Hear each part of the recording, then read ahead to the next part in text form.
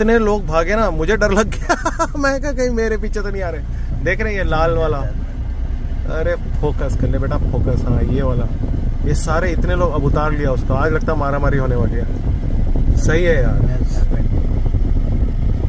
आराम से चलाओ यार, ट्रक वाला तो और भी आराम से चलाओ। ये देखिए,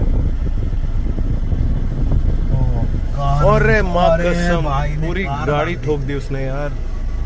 शिट, कार पचका दी, पूरी गाड़ी ठोक दी ट्रक वाले ने यार। शिट।